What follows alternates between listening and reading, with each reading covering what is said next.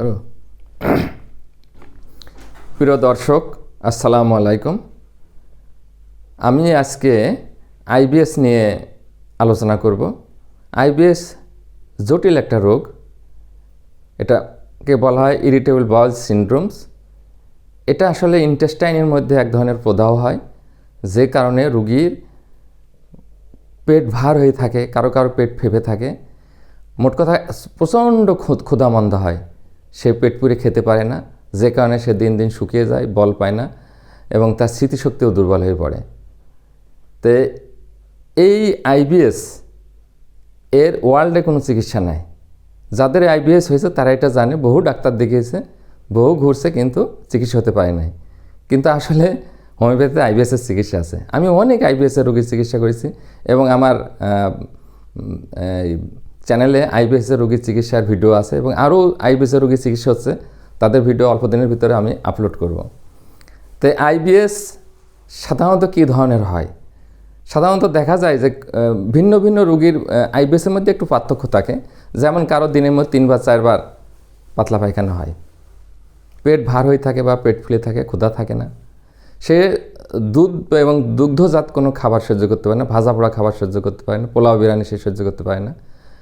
আবার কিছু কিছু রোগীর এরকম হয় যে 1 দিন 2 দিন তার কোষ্ঠকাঠিন্য থাকে, থাকার পরে 2 দিন বা 3 দিন পরে তার আবার নরম পায়খানা বা পাতলা পায়খানা বা কাদার মতো পায়খানা হতে থাকে।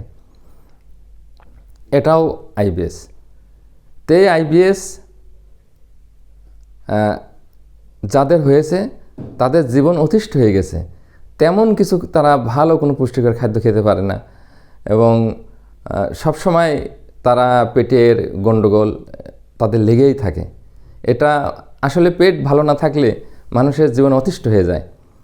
তাই আইবিএস আরোগ্য হয়। আমি অনেক আইবিএস রোগী চিকিৎসা করেছি। আইবিএসের আমি কয়েকটা ওষুধের নাম বলি: নাক্স,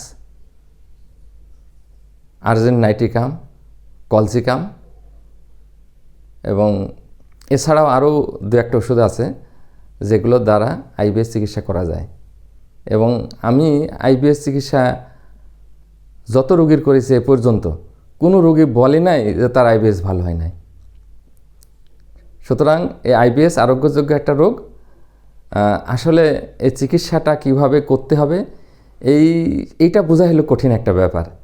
তো সাধারণত সহজে এই চিকিৎসাটা বুঝতে পারে না যে এর চিকিৎসা কী। কারণ বই পুস্তকের ভিতরে আপনি যত বই পড়েন, কোথাও আইবিএস কীভাবে চিকিৎসা হতে সেই কথা কোনো বইয়ের ভিতরে আপনি পাবেন না, কোনো হোমিওপ্যাথি রেমেডিকের ভিতরে নাই। এটা পড়ে এবং গবেষণা করে বের করতে হয়। তো প্রিয় দর্শক, আপনাদের অসংখ্য ধন্যবাদ আমার এই লেকচারটা শোনার জন্য।